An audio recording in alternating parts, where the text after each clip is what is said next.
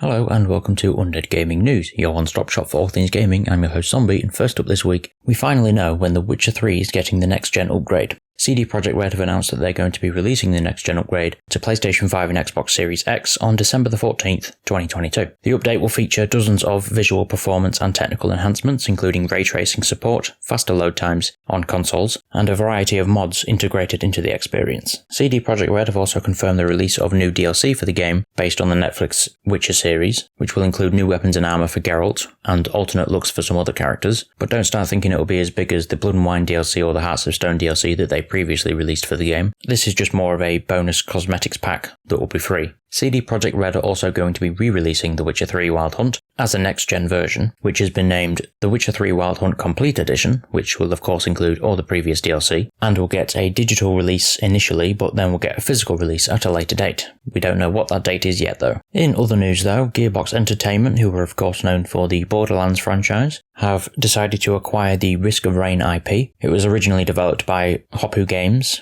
who most recently released the Survivors of the Void DLC for Risk of Rain 2. Hopoo Games and Gearbox announced the news in a joint statement posted to the Risk of Rain Twitter account, and Hopoo Games have confirmed that the sale is final. The amount the IP sold for has not been revealed though. Gearbox Publishing published Risk of Rain 2 back in 2020, so Gearbox have already had their name on the IP, but now they actually own it. However, Hopoo Games have confirmed that they're going to remain independent themselves, so they've not been acquired, which in a year full of acquisitions is good to see. Also in the news is Civilization 6. More than 1 year after the Civilization 6 anthology delivered what was billed as the complete Civ 6 experience, all bundled into one, 2K Games have announced a new season pass that will add 12 leaders and 6 new takes on existing ones. As with previous Civ 6 season passes, this one will be doled out across 6 individual DLC packs, beginning with the Great Negotiators pack, which will add Abraham Lincoln from the United States, Zingabande from the Congo, and Sultan Saladin from Arabia, to the game on November 21st, which will then be followed by the Great Commanders pack, which includes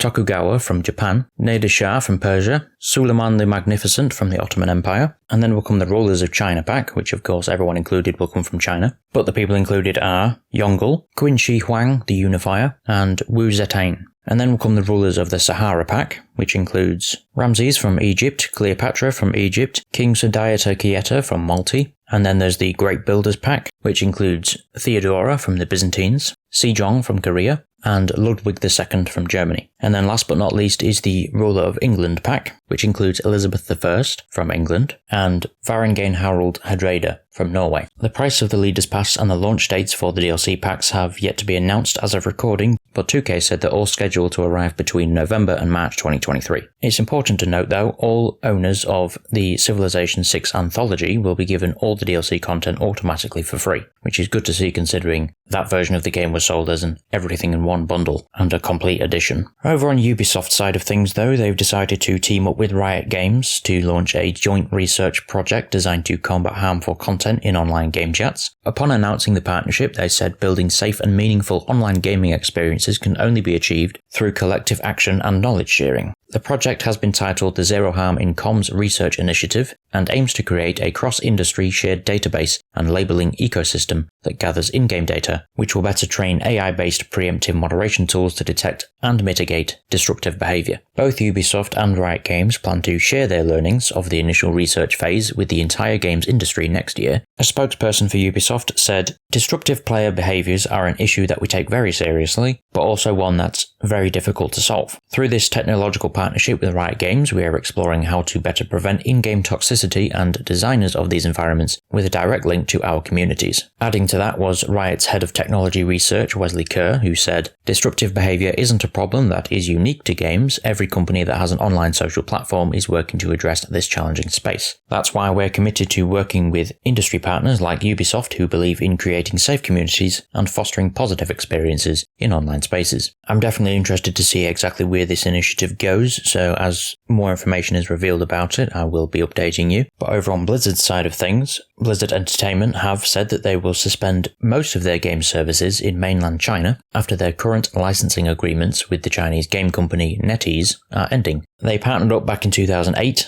so that Blizzard could actually bring their online games to China. However, the two companies didn't reach a deal to renew the agreement that's consistent with Blizzard's operating principles and commitments to players and employees, so now the partnership is set to expire next January, and Blizzard have also said that new sales will be suspended in the coming days. As for our final story though, we seem to have an update for a 2-year-old story, as back in 2020, Doom Eternal executive producer Marty Stratton issued a public statement on the state of Doom Eternal's soundtrack, and Mick Gordon's work with concerns over Mick's ability to deliver the finished product. And now 2 years later, Mick Gordon has published a lengthy response, countering Stratton and alleging ID Software failed to pay him for half the game's soundtrack, and that Marty Stratton was an abusive presence that enforced crunch and declined to work with Mick on solutions to the game's development issues, with Mick Gordon stating, "I've had many great experiences in the game industry. My collaboration with Marty Stratton wasn't one of them. I never quit Doom, I quit a toxic client." If you are unaware, of course, Mick created about 17% of the total tracks that were actually in Doom Eternal, before deciding to leave the project. In his statement, he did provide a lot of evidence to back up what he was saying, including email correspondence between him and Marty Stratton at the time, trying to reach solutions to the issues that they had back then. I will leave a link to the full statement in the description, as it's very long and worth a read if you're interested in learning more about his side of things, as I can't do his statement justice in this video due to its length. But of course that's not the end of the story, as Bethesda has decided to quickly respond to Mick Gordon with a statement of their own, which says, "The recent post by Mick Gordon both mischaracterized and misrepresented the team at ID Software, the development of Doom Eternal, Marty Stratton, and Chad Mossholder, with a one-sided and unjust account of an irreparable professional relationship. We are aware of the details and history in this matter, and unequivocally support Marty, Chad, and the team at ID Software. We reject the distortion of the truth and selective presentation of incomplete facts. We stand ready with full and complete documented evidence to disclose in an appropriate venue as needed. The statements posted online have incited harassment and threats of violence against Marty, Chad, and the ID Software team. Any threats or harassment directed towards members of our teams will be met with swift and appropriate action to protect their health and safety. We remain incredibly proud of ID's previous collaborations with Mick Gordon and ask that fans refrain from reaching conclusions based on his account, and more importantly, from attacking the individuals mentioned on either side, including Marty, Chad, or Mick." Now, based on them stating that they have evidence that they're willing to reveal in the right venue, I assume that they're thinking about escalating the situation to court if necessary. As for the harassment side of things, whenever these types of situations pop up, anyone that's mentioned will always be a target for harassment and threats. Obviously nobody should have to go through that kind of thing, but it's an unfortunate inevitability with these situations and is something that Mick Gordon himself dealt with when the statement from Marty Stratton came out 2 years ago. Mick has also advocated against people doing it, as nobody deserves it, even people he himself has described as toxic. But that's just about all we have time for this week. If you have any thoughts on anything discussed this week, please leave them in the comment section below as always, and I'll see you next week. Goodbye.